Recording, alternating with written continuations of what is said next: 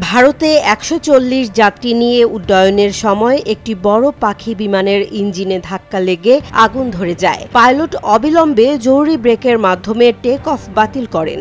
বুধবার দুপুরে পুনে থেকে ভুবনেশ্বরগামী এয়ার ইন্ডিয়া এক্সপ্রেসের একটি ফ্লাইটে এই ঘটনা ঘটে। ওই ফ্লাইটের এক যাত্রী বলেন, বিমান উড্ডয়নের জন্য গতি নেয়ার কিছুক্ষণ পরই ইঞ্জিন থেকে আগুন বের হতে দেখি। সঙ্গে সঙ্গে পাইলট জোরে ব্রেক কষেন। এত জোরে ব্রেক করা হয় যে কিছু যাত্রীর মোবাইল পড়ে যায় এবং এক নারীর কোল থেকে একটি শিশু পড়ে যায়। বিমানটি প্রায় ১৫ থেকে ২০ সেকেন্ড রানওয়েতে চলার পর থেমে যায়।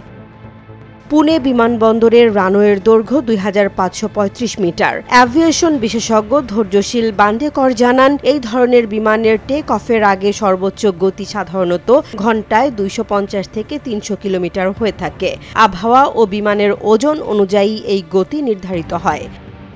পুনে বিমানবন্দরের রানওয়ের নিরাপত্তা ভারতীয় বিমান বাহিনীর আওতাধীন। এর আগেও গত মাসে দিল্লি পুনে এয়ার ইন্ডিয়া ফ্লাইটে বার্ড হিট ধরা পড়েছিল ল্যান্ডিংয়ের পর। জুন মাসে ভুবনেশ্বর থেকে আসা আরেকটি air India express flight Pune বিমানবন্দরে অবতরণের সময় রানওয়েতে কুকুর দেখতে পেয়ে গো অ্যারাউন্ড করে।